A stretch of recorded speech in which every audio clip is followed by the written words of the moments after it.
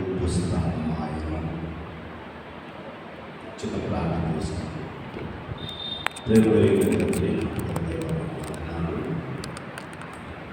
సమయంలో కృతజ్ఞతలు స్తోత్రాలు చెల్లిస్తున్నాను. సాయంత్రం ఒకసారి బిడ్డలతో కలిసి సర్వశక్తి కలిగిన దేవుడైనటువంటి మిమ్మల్ని కీర్తించి కొనియాడి కనపరిచే సమయాన్ని బట్టి స్తోత్రములు చెల్లిస్తున్నాను. ఈ సమయంలో మమ్మల్ని ఆత్మతో నింపి మా ఆధ్యాత్మికమైనటువంటి జీవితానికి అవసరమైన మాటలు మీరు మాకు నేర్పించారు. ఏసునామమున ప్రార్థిస్తున్నాను తండ్రి, ఆమేన్. క్రీస్తునందు ప్రియమైనటువంటి వారులారా, మన ప్రభువును రక్షకుడైన యేసుక్రీస్తు నామములో మీ అందరికీ శుభములు వందనాలు తెలియపరుస్తున్నాను. దేవుని కృపను బట్టి ఈ పునరుద్ధానమైనందున ఒకసారి మీతో కూడా కలిసి ప్రభువుని స్తుతించేటువంటి భాగ్యము, కృప దేవాతి దేవుడు నాకు అనుగ్రహించినటువంటి విధానాన్ని బట్టి దేవునికి కృతజ్ఞతలు స్తోత్రాలు చెల్లిస్తున్నాను. సమయంలో మాటను మనము ఈ దినాన్ని నేర్చుకుంటే అది మన ఆత్మీయ జీవితానికి అభివృద్ధికి దోహదపడుతుంది. ఏమిటంటే విశ్వాసంతో మనం సాగిపోవడానికి చాలా పర్యాయాలు అనేక మంది మనం గమనిస్తే పరుగు పందాల్లో 100 మీటర్స్ అని 200 మీటర్స్ అని ఇలా కొన్ని ఉద్యోగాలు ఎంత ఉదాహరణకు పోలీసు ఉద్యోగంలో మనం చూస్తూ ఉంటాము. 5 కిలోమీటర్లు 8 కిలోమీటర్లు పరిగెత్తాలి. కొందరు మార్గ మధ్యలోనే ఆగిపోతారు. కొందరు కొంత దూరం ఉందనగా గమ్యం చేరేటువంటి స్థలము, ఇంకో దూరం ఉందనగా అక్కడే సమస్యకి పడిపోయేటువంటి వారిని చూస్తాం.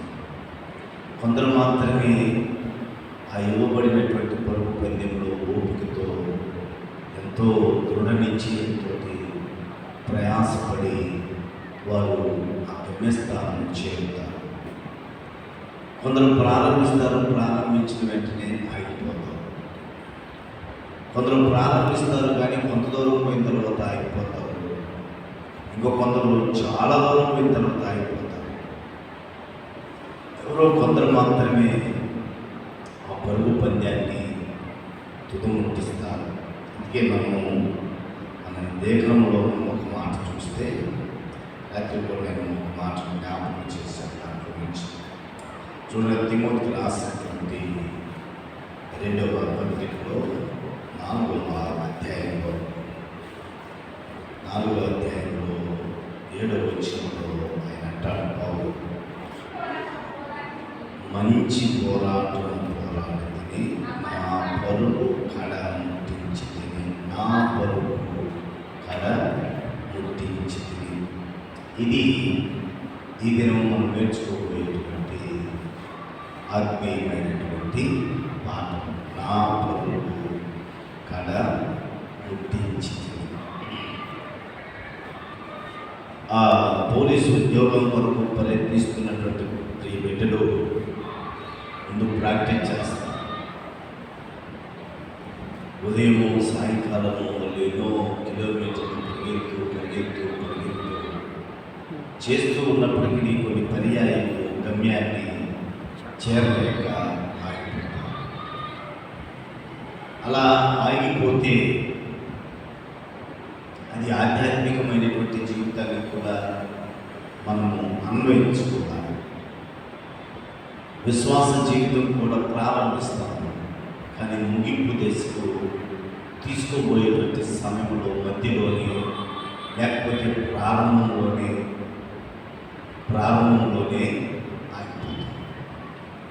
మధ్యలో చూశాను, నలుగురు పరుగు పందెంలో పరిగెత్తున్నారు. ఆ పరుగు పందెంలో పరిగెత్తడానికి నలుగురు కూడా 4, 1, 2, 3, 4 అని అంకి వేయబడింది. నలుగురు ఉన్నారు పరిగెత్తడానికి. నలుగురు ఉంటే అక్కడ ఉన్నటువంటి వారి పరుగు పందెం నిర్వహిస్తున్నటువంటి మాస్టర్ ఇది లెక్క పెడతాడు. ఏమంటాడు? 1, 2, 3 ఏదో అంటాడు. ఇప్పుడు ఆ నిలబడిన నలుగురు 1, 2, 3 గో అన్నాడు. 1, 2, 3 గో అన్నాడు. ఆ ముగ్గురు 4 నా పేరు చెప్పలేదు, లాగా ఆగిపోయాడు. నువ్వు 1, 2, 3 కదా గో అంటే మీకు చెప్పలేదు కదా, అందుకని మరి నువ్వు ఎందుకు వెళ్ళలేదురా, నాకు చెప్పలేదు కదా, నువ్వు చెప్పింది ముగ్గురునే కదా. కొంతమంది అంటే ప్రారంభించం విశ్వాస జీవితంలో ఆ విశ్వాస ప్రయాణాన్ని ప్రారంభించాలి. ఇలా రకరకాలుగా మనము విశ్వాస జీవిత ఆ పరుగు పంద్యాన్ని చూస్తూ ఉంటాం. లోతు భార్య విశ్వాస జీవితంలో ఆగిపోయింది.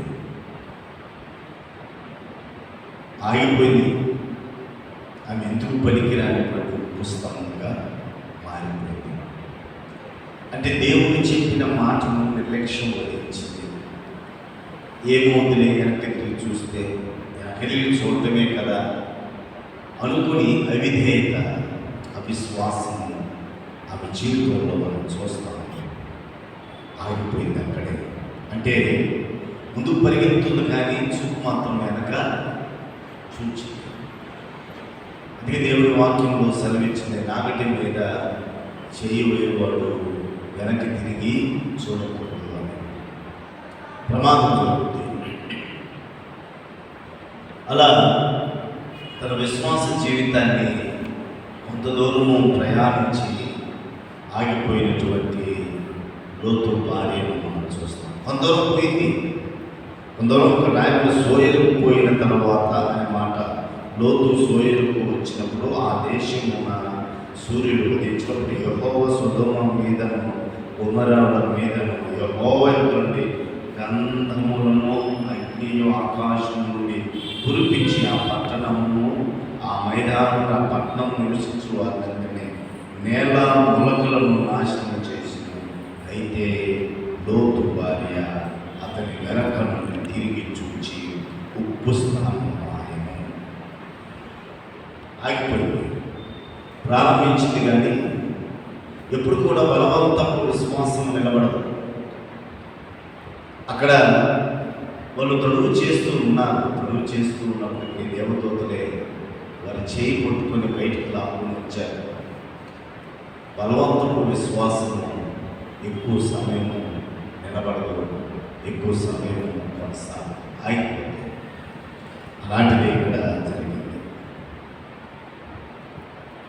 ఇంకొక వ్యక్తి మనకు మంచి బలాలు నేను వాక్యం కూడా చెప్పాను, జ్ఞాపకం చేయడానికి పారిపోవలసినటువంటి వారు.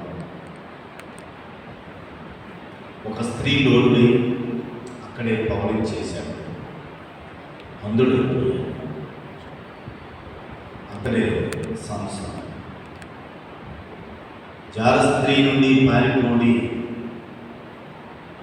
ఎంత దూరం పారిపోవాలంటే చిక్కనంత దూరం పారిపోవాలి. కానీ పారిపోవలసినటువంటి వాడు అక్కడే ఆగిపోయాడు. ఆ ఉన్న స్థలంలోనే ఆగిపోయాడు. అందుడైపోయాడు. అతనిలోని మరణము పొందవలసి వచ్చింది. మంచి విశ్వాసం, దేవుని అభిషేకం ఉన్నటువంటి వాడు, దేవుని చేత ఎన్నుకోబడినటువంటి వాడు, దేవుని యొక్క కార్యములు చేయటానికి వృద్ధాప్యంలో కలిగినటువంటి కుమారుడు. కానీ విశ్వాస జీవితంలో ఒక వేశ్య దగ్గర ఆగిపోయాడు.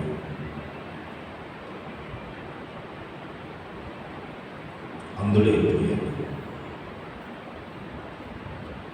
చాలామంది కొంచెం తీర్మానం చేసుకుంటాం. మన అమ్మానాన్న వచ్చిన ప్రతి దాంట్లో దేవునికి దశమ భాగం ఇవ్వాలని. ఒక నెల ఇస్తాం, 2వ నెల ఇవ్వడానికి కష్టం. ఇచ్చేదాంట్లో ఆగిపోతాం. తీర్మానం ప్రమాణం ఉంటుంది, ఇచ్చేటప్పుడు ఆగిపోతాం. అది కూడా ప్రమాదమే. దేవునికి కైసరికి కైసరికి, ఎవరికి వారికి ఇవ్వాలి. ఇది నువ్వు ఉంచుకోవాలి, ప్రభుత్వానికి ఇవ్వాలి, ప్రభువుకి ఇవ్వాలి. కాబట్టి మనం తీసుకున్నటువంటి ఆ యొక్క నిర్ణయం, ప్రభుత్వం చెల్లించాల్సినటువంటి పన్ను ప్రభుత్వానికి చెల్లించాలి, ప్రభువుకి ఇవ్వాల్సినటువంటి ఆయన పరిచర్య కొరకు ఇవ్వాల్సిన ఆయన పరిచర్య కొరకు ఇవ్వాలి. నీ పనుల కొరకు నా కొరకు కావాల్సినటువంటిది మనము దాన్ని వాడుకోవాలి. పరిశుద్ధ గ్రంథంలో ఉన్న 5వ అధ్యాయంలో అననీయ సప్పీరా అనేటువంటి వారు పెద్దల మాట కాదు,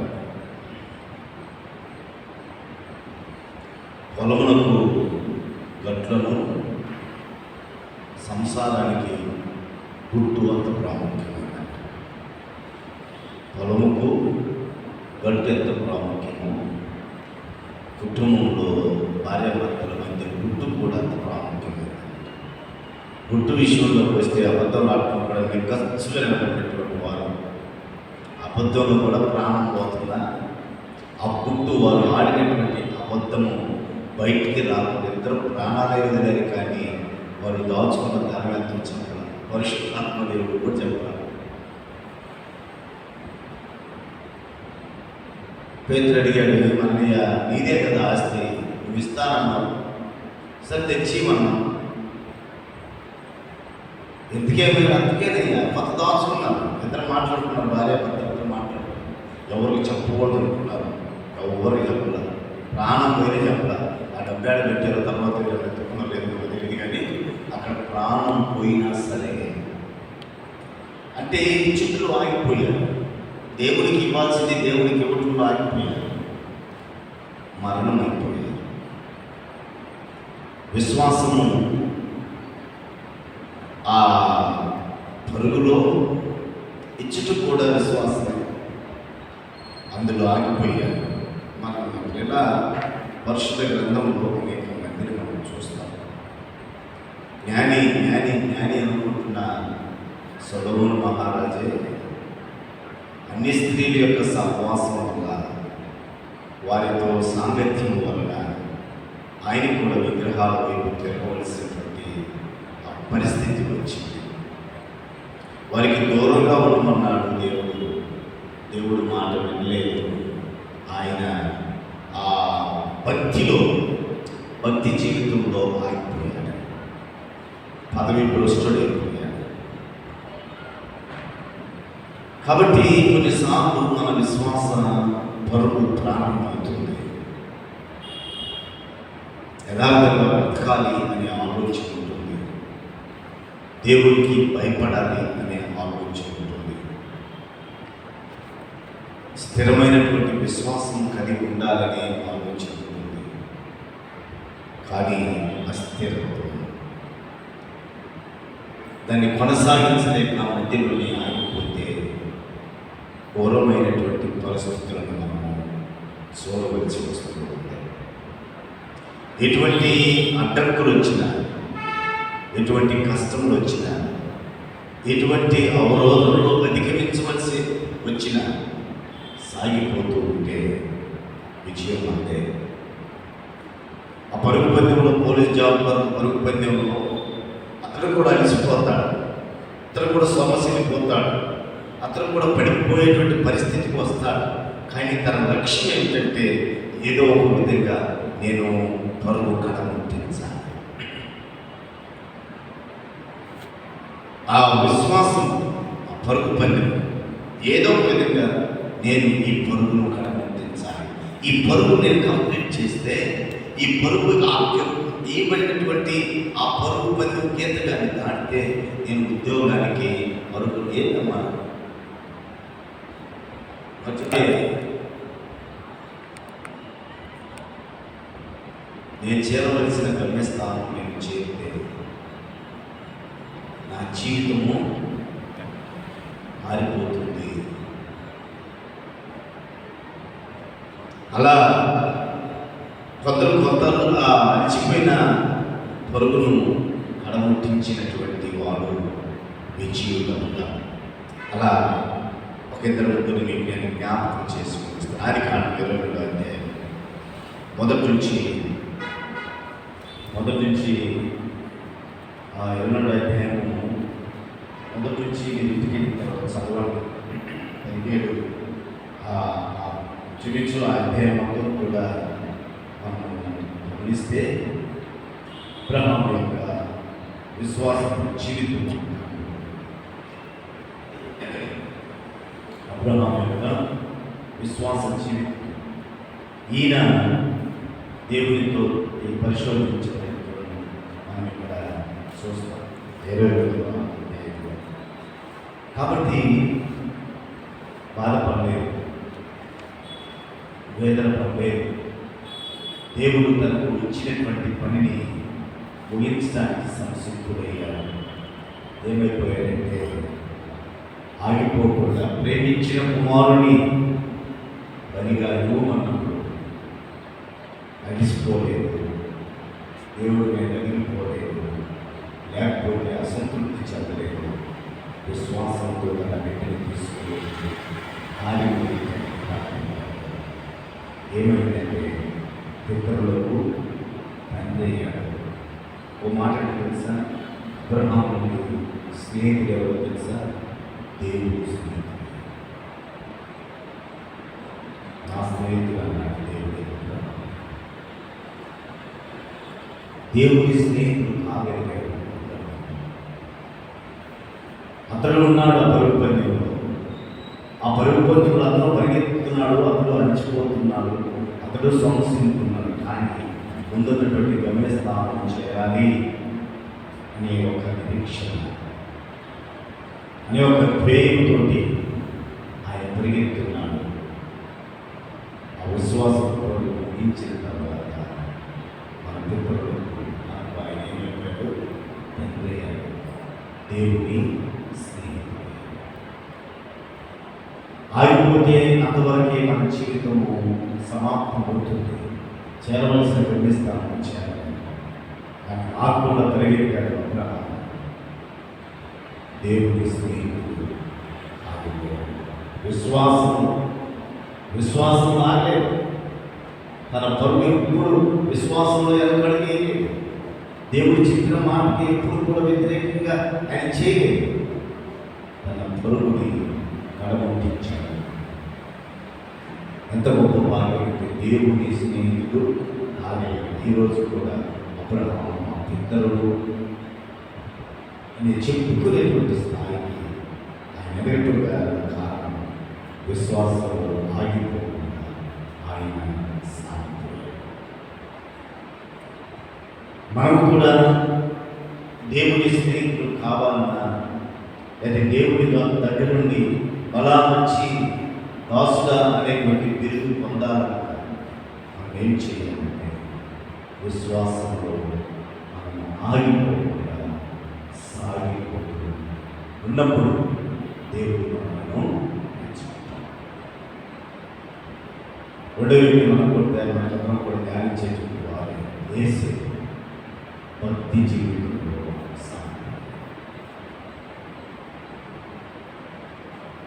ఎక్కడ రాజీ పడలేదు భక్తి విషయంలో. అబ్బాయి భక్తి చాలే, ఎంతవరకు చేసిన భక్తి చాలే, ఈ వయసులో భక్తి ఏంటి, ఈ వయసులో ఎంజాయ్ చేయాల్సిన వయసు, ఈ వయసులో భక్తి ఏంటి, ఈ వయసులో భక్తి ఏంటి, ఈ వయసులో ఏం పని లేదు, మన ఇష్టం అనుకోలేదు. యవన ప్రాయంలో ఆగిపోకుండా పాపం ప్రేరేపణ కలిగించినప్పుడు పాపం దగ్గర ఆగిపోకుండా ఆగిపోయినాడు.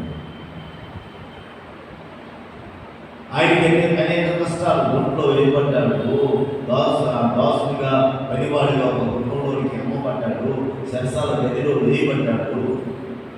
అనేకమైనటువంటి అపనిందలు, అనేకమైనటువంటి కష్టాలు ఎదురవుతున్న భక్తి, దేవుని యందు భయము, ఆ భక్తి ఎన్నడూ విలువలేదు. ఫలితం ఏంటో తెలుసా? అన్ని అవరోధాలు ఎదురొస్తున్నాయి. ఆ అవరోధాలన్నీ దాటుకుంటూ తన భక్తి జీవితాన్ని తన యవ్వన ప్రాయం ఎంజాయ్ చేయాల్సినటువంటి వయసులో దేవుడికి భయపడ్డాడు, భక్తిగా జీవించాడు. ఒక దేశానికి రాత్రికి రాత్రే, ఒక్క రాత్రికి ఉదయం చూస్తే సరసాల్లో ఉండాల్సిన వాడు ఇప్పుడు సింహాసనం. అది దేవుని కార్యం. ఒక నైట్లోనే తారుమారైపోయింది జీవితం అంతా కూడా. జేజేలు జేజేలు జేజేలు. తన భక్తి జీవితంలో ఎక్కడ ఆగలేదండి. ఇంతవరకు ఈ భక్తి చాలు అని, ఇది చాలు అని అతను తృప్తి పడలేదు. ఈ భక్తి జీవితము బ్రతికున్నంత కాలం కొనసాగాడు. ఇంత ముఖ్యంగా తన యవ్వన కాలం.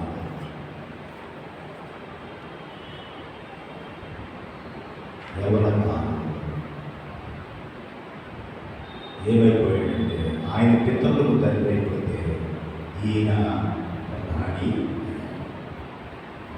విశ్వాసంలో పరిగెత్తినటువంటి ఆగిపోకుండా, అడిచిపోయిన తన ఆశయాన్ని వెనక తీసుకోకుండా ఆచరించి తను అనుసరించి ఎప్పుడైతే ఆ గమ్యాన్ని చేయాలో అప్పుడు ఆయన పితరులకు తండ్రి అయిన విశ్వాసం.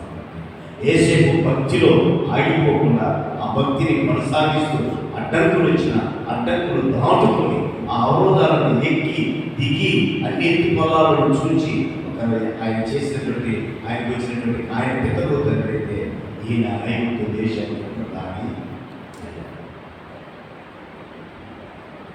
విశ్వాసం అంత ప్రాముఖ్యమైనది, అంత భక్తులు ఉన్నాడు. ఏం శ్రమలలో ఎవరిసి కావాలా రాయండి చెప్తాను. యేసేపు భక్తిలో సాగిపోవాలి అంటే యేసేపు జీవితాన్ని చూస్తే ఆదికాండము 39వ అధ్యాయం, ఆదికాండము 39వ అధ్యాయం 7 నుంచి 12 వచ్చిన 7 నుంచి 12 వచ్చిన ఇంటికి వెళ్ళిన తర్వాత చదవండి. క్రీస్తు ఆయన ఎగతాలు చేసిన తర్వాత ఐగుప్తులో ఒకరు ఇంట్లో ఉన్నాడు. 39వ అధ్యాయంలో. ఆ తర్వాత చూడండి 41వ అధ్యాయం 44వ వచనంలో ఐగుప్తు రాజు ప్రకటన చేస్తున్నాడు. 41వ అధ్యాయం 44వ వచనం ఆదికాండం. మరియు ఫరో యేసేపుతో ఫరో నేనే అయినను, ఎవరంటే ఫరో రాజు నేనే అయినను నీ సెలవు లేక, నీ ఆజ్ఞ లేక, నీవు ఆమోదించకుండా, నువ్వు అప్రూవ్ చేయకుండా ఐగుప్తు దేశం అంతట్లో ఏ మనుషులు తన చేతినైనను కాలినైనా ఎత్తకూడదు అని చెప్పారు. వాడు నడవాలన్నా కూర్చోవాలన్నా అంత కూడా అధికారం ఉంది. వేసే కారణం భక్తి. దేవుని భయం భక్తి ఆగిపోవాలి. ఆయన అలాగే సాగిస్తూ పోయాడు. ఆ భక్తిలో పోరాడుతూనే పోయాడు, పరిగెత్తునే పోయాడు. ఫలితం ముఖ్యమైనది ఎవరు నష్టం? ఫలితం ప్రధాని ఏమన్నా 2వ అధ్యాయము 9-10 వచనాలు చూస్తే, మొదటి అధ్యాయంలో ఆయన యొక్క విశిష్టత, ఆయన ప్రత్యేకత కనపడుతుంది. ఆ ఊరు దేశంలో ఆయన యొక్క ధర్మవంతులు కానీ, యథార్థవంతులు కానీ, నీతివంతులు కానీ మరొకరు లేరు అని, తూర్పు దేశంలో కల్లా గొప్పవాడు అనేటువంటి మాటను మనం ఒక దేవుడి గురించి చూస్తాం. దీనికి ఏమొచ్చిందంటే అనుకోకుండా శ్రమలు వచ్చింది. ఈ శ్రమలలో దేవుడిని దూషించలేదు, ఏ దేవుడిని ఆగిపోలేదు. శ్రమల గుండా ప్రయాణం చేశాడు, పరిగెత్తునే ఉన్నాడు. శరీరము సహకరించకపోయినా భార్య అంటారు కదా, అర్థాన్ని అంటే భర్తలో సగము అని. ఆ సగభాగమైనటువంటి భార్య భాగస్తులైన భార్య అసహించుకున్న ఆయన తన విశ్వాస జీవితంలో, తన భక్తి జీవితంలో ఆగిపోవడానికి ఇష్టపడలేదు. స్నేహితులు వచ్చారు, ఆటంకాలు అడ్డంకులుగా నిలబడ్డారు. మీరు నాకు ఆదరణకు కర్తలు కన్నా శ్రమకు కర్తలుగా వచ్చారన్నాడు. అయినా తన బ్రతుకులో మార్పు రాలేదు, తన భక్తిలో మార్పు రాలేదు, తన విశ్వాసంలో, తన నిరీక్షణలో మార్పు రాలేదు. ఏముందో నాకు ఇలా జరగటానికి, అన్ని ఇలా జరగటానికి దేవుడి ప్రణాళిక ఏముందో, ఏమి చేయబోతున్నాడు ఒక నిరీక్షణ, ఒక నమ్మకం. ఏమైందంటే ప్రియులారా, ఆయన ఒక పవిత్రుడుగా, ఫలితము శోధింపబడిన తర్వాత నేను ఎలా అయినానంట, సువర్ణం బంగారం అగ్ని చేత కాల్చబడి అందులో ఉన్నటువంటి మలినమంతా తీసుకెళ్ళి అప్పుడు మాత్రమే దానికి విలువ వస్తుంది. దాంట్లో ఉన్న మస్తు, దాంట్లో ఉన్నటువంటి మట్టి, దాంట్లో ఉన్న ధూళి, దాంట్లో ఉన్న చెత్త అంతా పోయి స్వచ్ఛమైనదిగా ఎప్పుడైతే కాలి బయటకు వస్తుందో, ఆ బయటకు వచ్చిన తర్వాత ఎంతో అందమైనదిగా, పరిశుద్ధమైనదిగా, సుందరమైనదిగా, ఆకర్షించేటువంటిదిగా ప్రజలకు కానీ మనుషులకు కనపడుతుంది. అన్నాడు, దాని గుండా వచ్చిన తర్వాత నేను ఇప్పుడు సువర్ణం అంటే స్వచ్ఛమైన, పరిశుభ్రమైన జీవితాన్ని జీవిస్తున్నాను. ఆ శ్రమంలో ఆగిపోయి ఉంటే అక్కడే పులు బట్టి అక్కడే సమాధికి చేరిపోయేటువంటి వారు ఆగిపోలేదు. భక్తి జీవితం ఆగలేదు, విశ్వాస జీవితం ఆగలేదు, నిరీక్షణలో ఆగలేదు. ఆయన ప్రభువుకు నమ్మికతో యెహోవా ఇచ్చాడు, యెహోవా తీసుకున్నాడు. ఆయన నామమునకే స్తుతి పలుకుతాడు. అది ఆయన భక్తి, అది ఆయన విశ్వాసం, అది ఆయన నిరీక్షణ. కాబట్టి ఆయన పవిత్రుడుగా మార్చబడ్డాడు. మొదటి వ్యక్తి విశ్వాసంలో తన భక్తి జీవితాన్ని ప్రారంభించాడు, రెండో వ్యక్తి యేసేపు తన భక్తి జీవితంలో ఎప్పుడు ఆగిపోలేదు, భక్తిని కొనసాగుతూనే వచ్చాడు, కానీ మూడవ వ్యక్తి యేపు తన భక్తి జీవితంలో తన శ్రమలో ప్రయాణం అయ్యాడు. ఏమైపోయాడు? ఒక పవిత్రుడు, స్వచ్ఛమైన, విలువైనటువంటి వ్యక్తిగా మార్చబడ్డాడు. అది పరుగు పొందిలో ఊపితో పరుగు పొందిన విశ్వాసం. ఎవరి సహోదరుల ఇది వస్తున్నామా ఆయనతో యమన ఆయనలో దేవుడికి మీరెంతో ప్రాముఖ్యం, మీరెంతో శ్రేష్ఠులు. ఆయన పనిలో మీరు పరిగెత్తగలిగినటువంటి వారు, ఒక గాయమైన తట్టుకోగలిగినటువంటి వారు, మీరే ఆయన కొరకు నిలబడితే మీ జీవితంలో ఆయన అద్భుతంగా మార్చగలిగింది, అద్భుతంగా తీర్చిదిద్దగలిగినటువంటి దేవుడు. మీరు చేయాల్సింది, లేకపోతే మనం చేయాల్సింది, అలాంటి రోజులు వస్తువులు మీరు చేయాల్సినటువంటి క్రియ.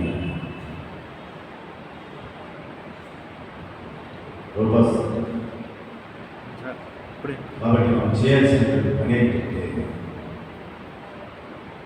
విశ్వాసంతో సాగిపోవాలి, భక్తితో సాగిపోవాలి, నిరీక్షణతో శ్రమలైనా సరే ఆయన ఇతరుల దగ్గర ప్రధానమైన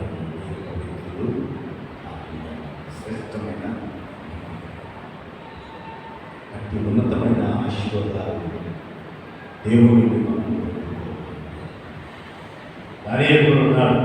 శ్రమంలో శాసనం చేయబడినప్పుడు తిరిగి కూడా ఆయన ప్రార్థన చేశాడు. ప్రార్థన చేయటం మానే, కానీ అక్కడ ప్రార్థన చేసిన తర్వాత దానియేలు ఎందుకు ప్రార్థన లేదనేటువంటి మాట మనం గమనిస్తే మాట చూడండి. దానియేలు గ్రంథంలో 6వ అధ్యాయం ఇక్కడ మనం చూస్తాం.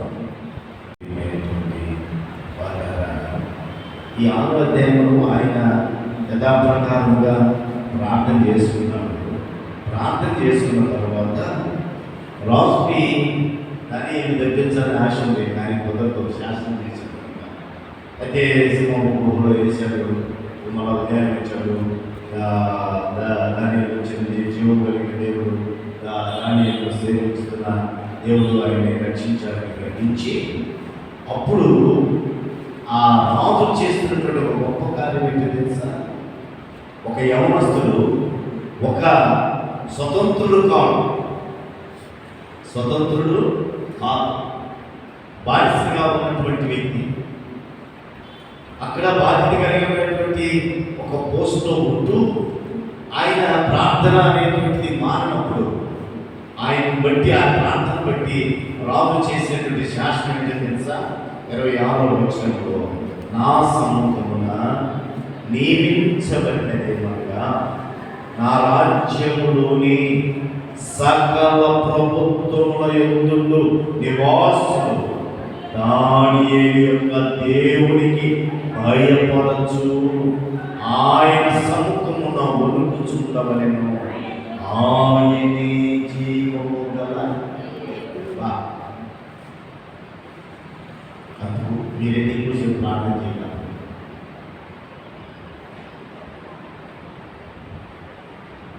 బలవంతులు అన్నారు మిమ్మల్ని, బలహీనులు అన్నారు.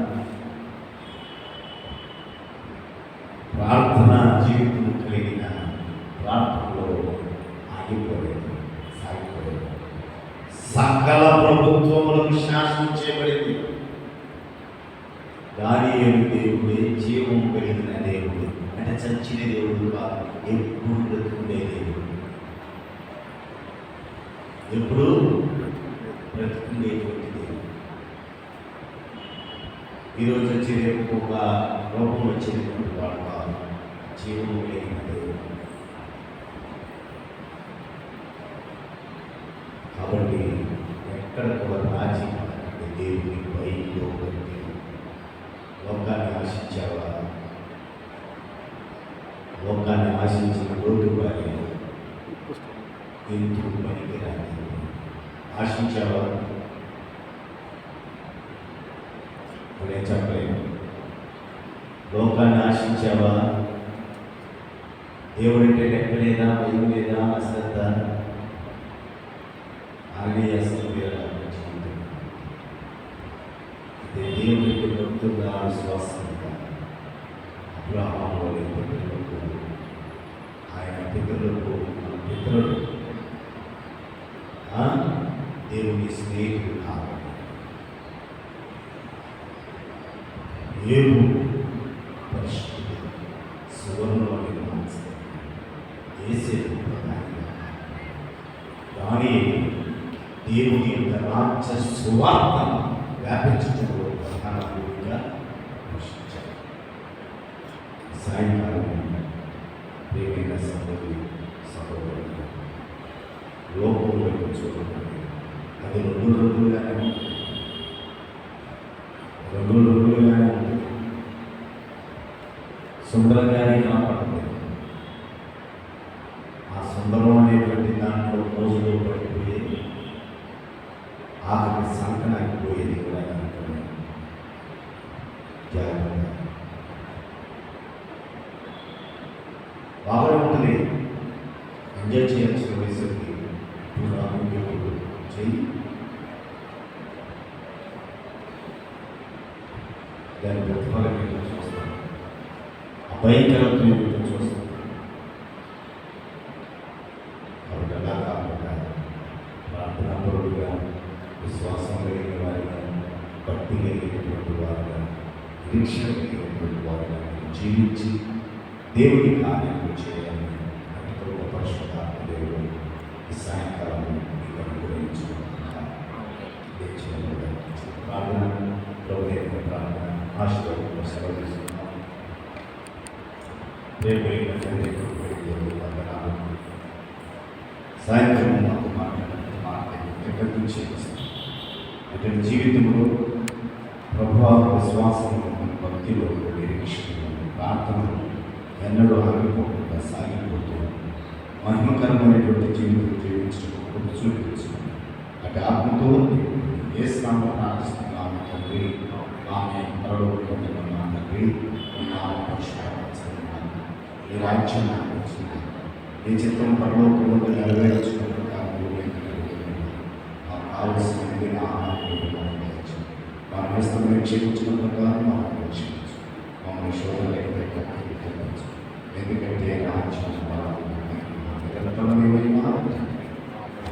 తండ్రి కుమారుడు పరిశుద్ధాత్మ సదా మనందరికీ తోడే ఆమె ఆశీర్వాదం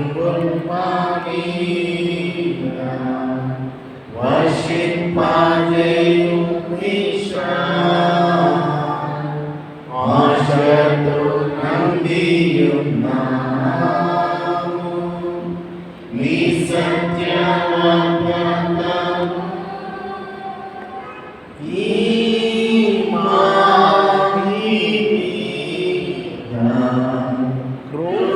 కృమరించుము దేవా